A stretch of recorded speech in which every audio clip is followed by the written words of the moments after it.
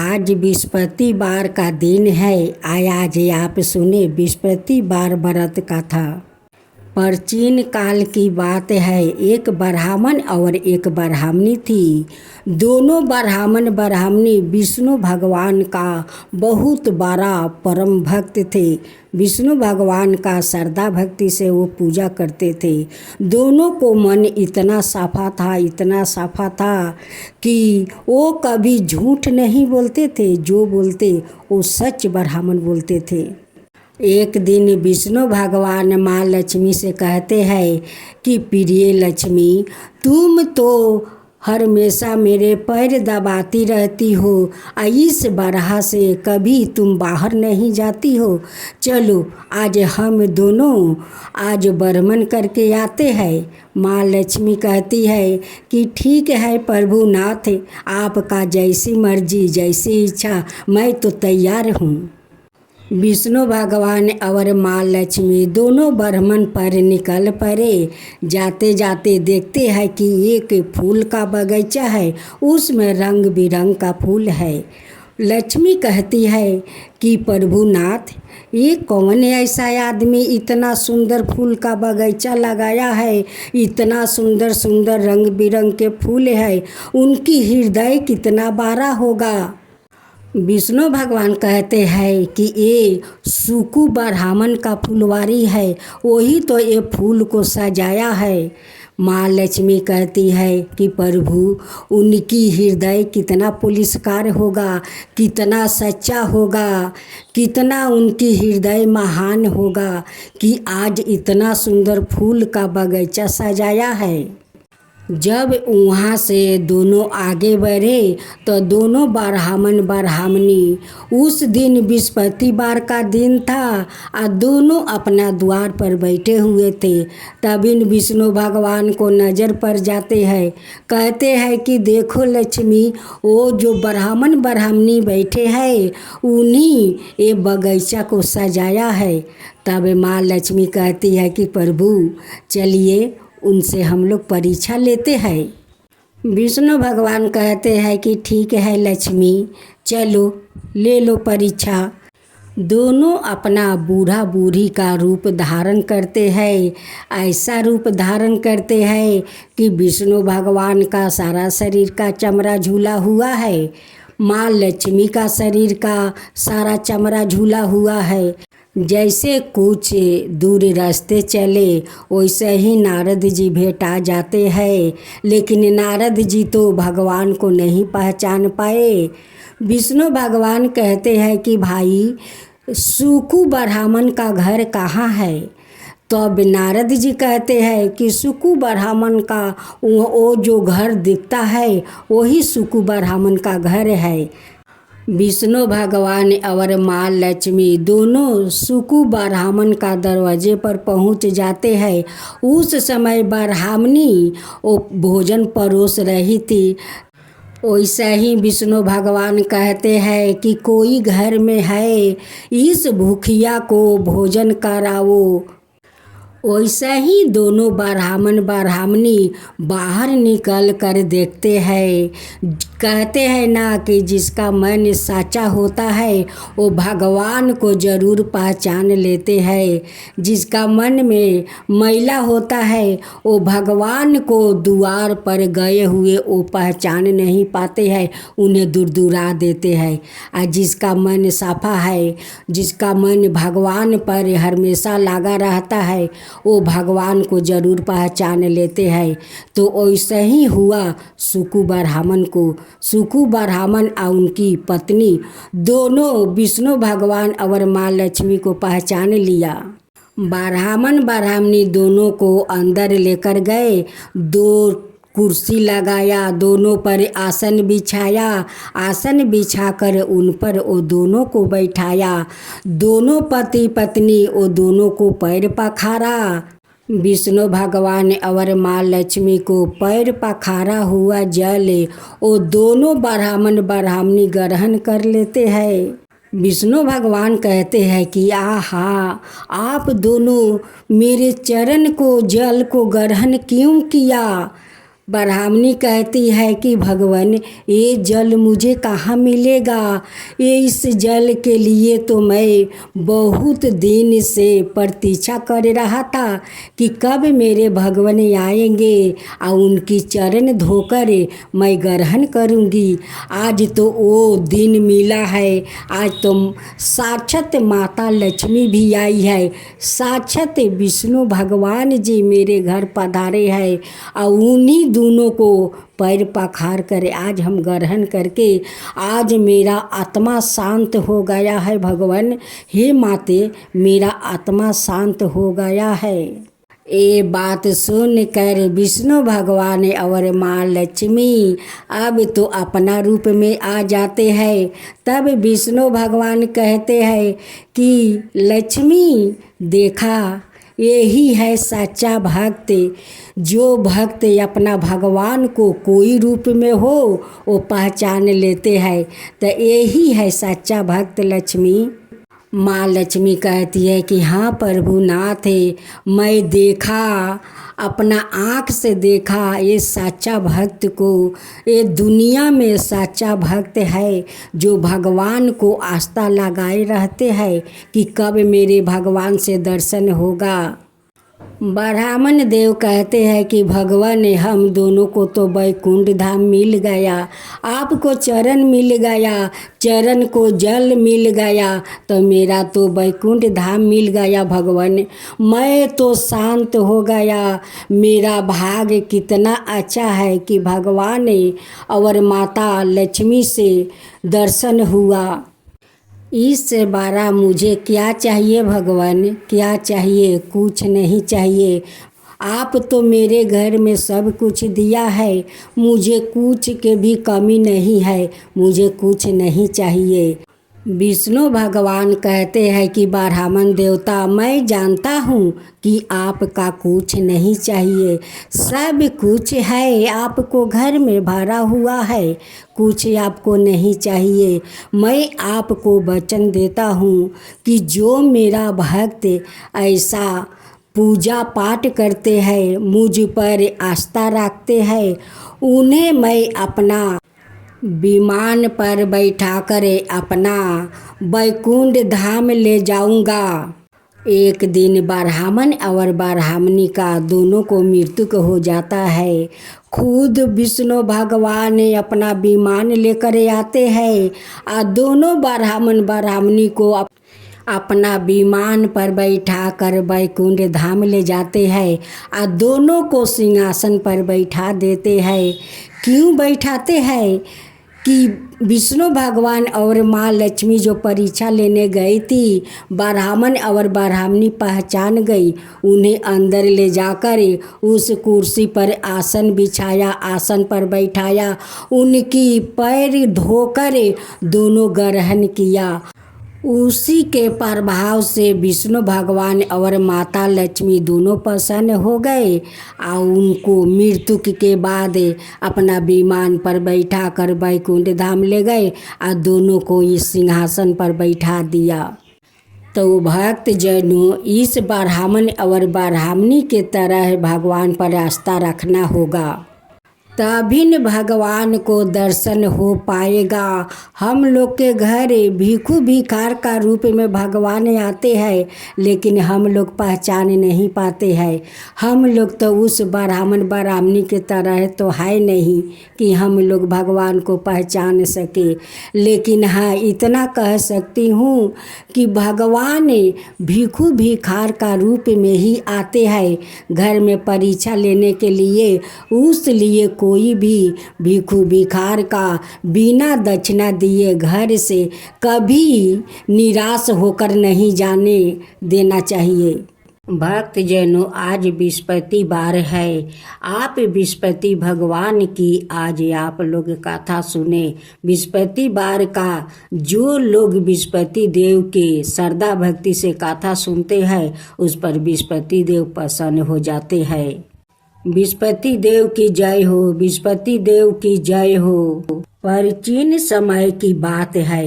एक नगर में एक बड़ा व्यापारी रहता है। वो जहाजों में माल लाद कर दूसरे शहरों में भेजा करता है। वो जिस प्रकार अधिक धन कमाता है उसी प्रकार जी खोलकर दान भी करता है। परंतु उसकी पत्नी अत्यंत कंजूस है। वो किसी को एक डमरी भी नहीं देने देती है। एक बार सेठ जब दूसरे देश में व्यापार करने गया तो पीछे से विस्पति देव ने साधु भेष में उसकी पत्नी से भिक्षा मांगने आई। व्यापारी की पत्नी विस्पति देव से बोली, हे साधु महाराज, मैं इस दान और पुण्य से तंग आ गई हूँ। आप कोई उपाय बताइए जिससे मेरा सारा धन नष्ट हो जाए और मैं आराम से रह सकूं। मैं यह धन लुटाता हुआ नहीं देख सकती।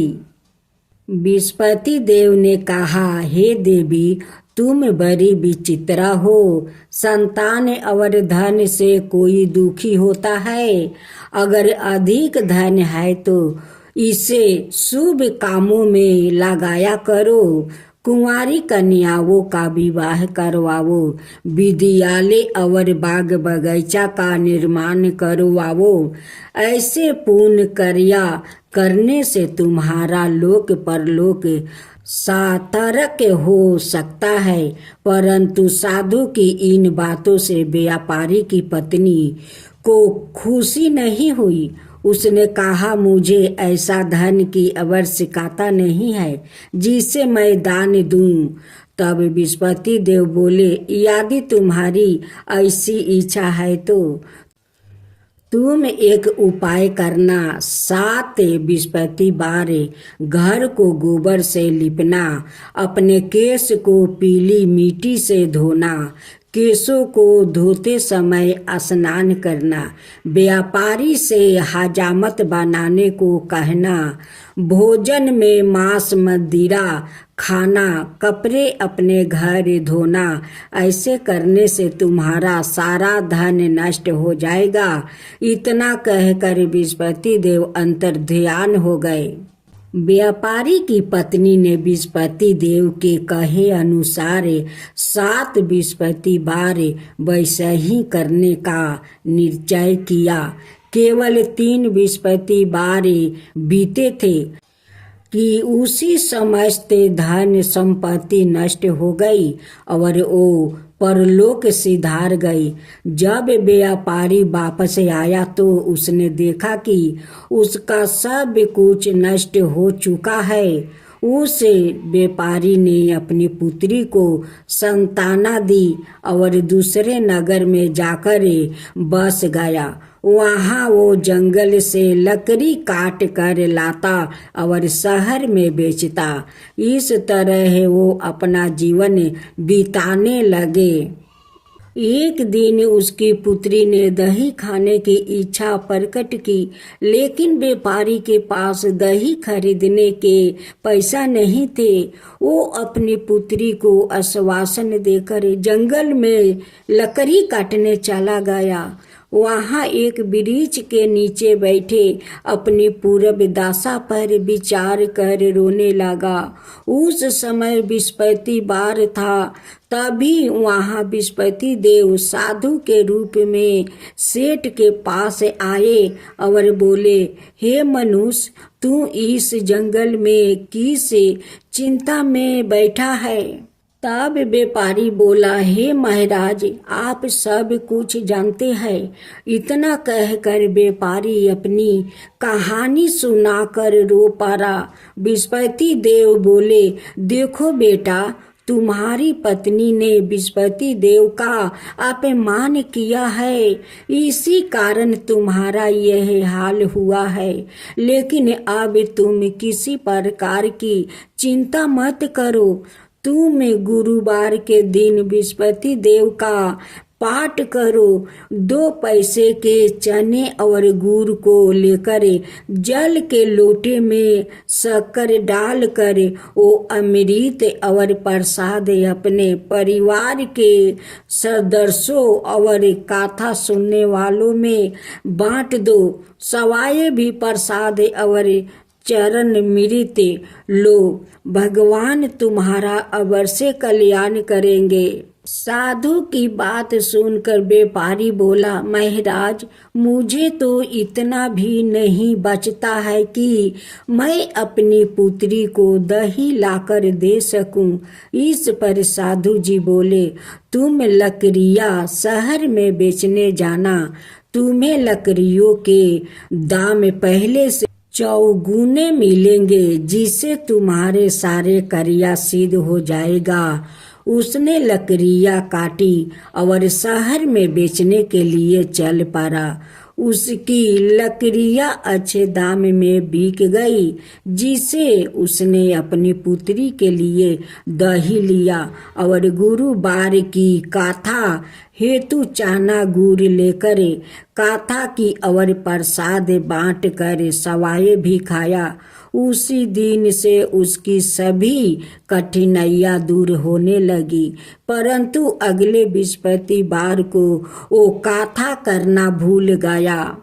अगले दिन वहां के राजा ने एक बड़े यज्ञ का आयोजन कर पूरे नगर के लोगों के लिए भोजन का आयोजन किया है। राजा की आज्ञा अनुसार पूरा नगर राजा के महल में भोजन करने गया, लेकिन व्यापारी वो उसकी पुत्री तनिक विलंब से पहुँचे। अंत उन्हों दोनों को राजा ने महल में ले जाकर भोजन करवाया। जब वो दोनों लौट कर आए तभी रानी ने देखा कि उसकी खूंटी पर टंगा हार गायब है। रानी को व्यापारी और उसकी पुत्री पर संदेह हुआ कि उसका हार उन दोनों ने ही चुराया है। राजा की आज्ञा से उन दोनों को कारावास की कोठरी में कैद कर दिया गया। कैद में पड़कर दोनों अत्यंत दुखी हुए। वहां उन्होंने बृहस्पति देवता का स्मरण किया। बृहस्पति देव ने प्रकट होकर व्यापारी को उसकी भूल का अभ्यास करवाया और उन्हें सलाह दी कि गुरुवार के दिन कैद खाने के दरवाजे पर तुम्हें 2 पैसा मिलेंगे, उनसे तुम चने और मुनका मंगवाकर विधि पूर्वक बृहस्पति देवता का पूजन करना, तुम्हारे सब दुख दूर हो जाएंगे। बृहस्पतिवार को कैद खाने के दरवाजे पर उन्हें 2 पैसे मिले।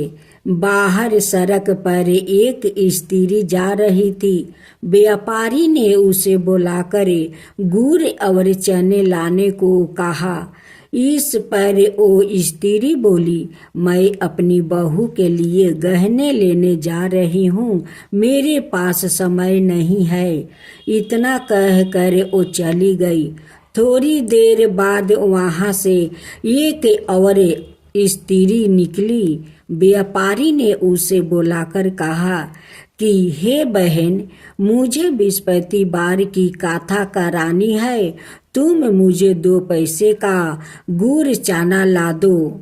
बृहस्पति देव का नाम सुनकर वो स्त्री बोली, भाई मैं तुम्हें अभी गुड़ चना लाकर देती हूँ। मेरा एकलौता पुत्र मर गया है, मैं उनके लिए कफन लेने जा रही थी, लेकिन मैं पहले तुम्हारा काम करूँगी, उसके बाद अपने पुत्र के लिए कफन लाऊंगी।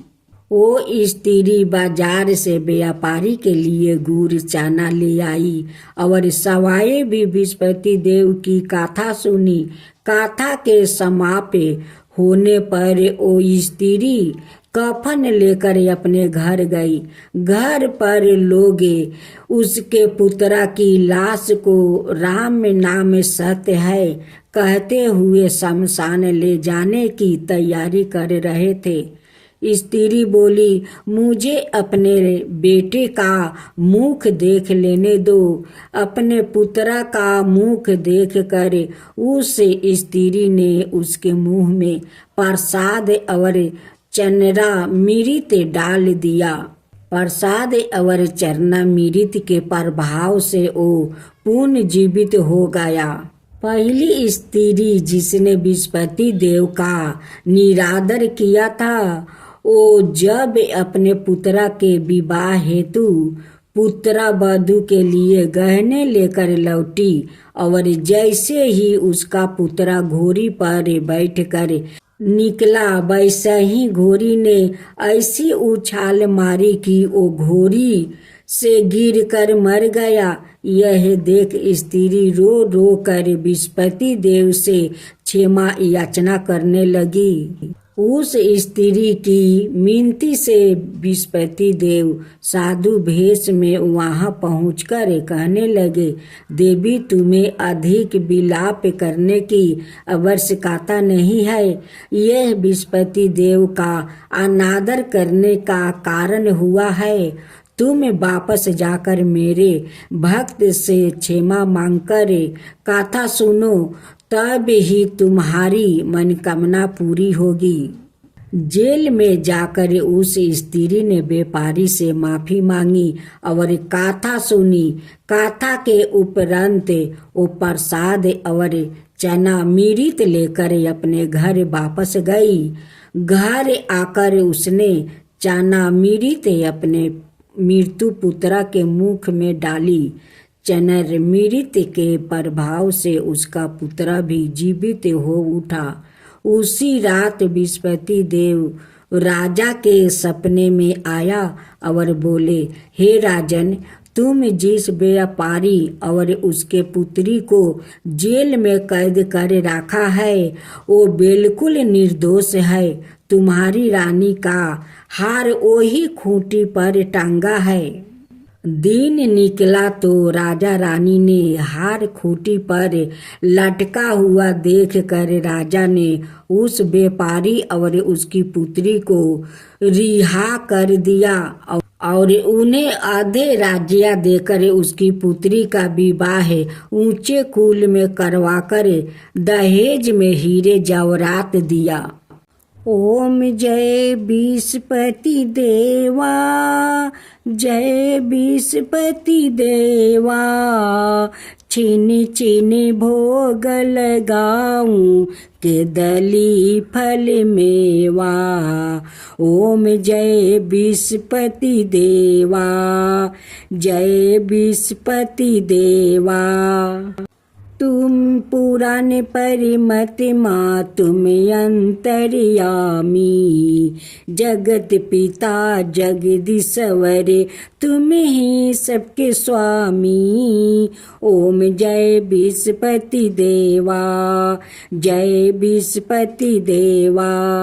चरणामृत निज निर्मल सबके पातक हरता, सकल मनोरथ दायक कृपा करो भक्तो।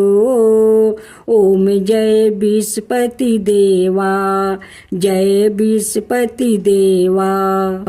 तन मन धन अर्पण कर जो जन शरण पारे, प्रभु पर कट तब हो करे आकर दुआरे खारे। ओम जय बृहस्पति देवा, जय बृहस्पति देवा। दीन दयाल दया निधि भक्तन हितकारी, पापी दोष सब हरता भाव बंधन हारी। ओम जय बृहस्पति देवा, जय बृहस्पति देवा। सकल मनोरथ दायक सब संशय हरो, विषय विकार मिटाओ संतन सुखकारी। ओम जय बृहस्पति देवा, जय बृहस्पति देवा। जो कोई आरती तेरी प्रेम सहित गावे, जेठायानंद नंदन कर सो निश्चय पावे। ओम जय विष्णुपति देवा, जय विष्णुपति देवा। सब मिलकर बोलो विष्णुपति भगवान की जय, विष्णुपति देव की जय।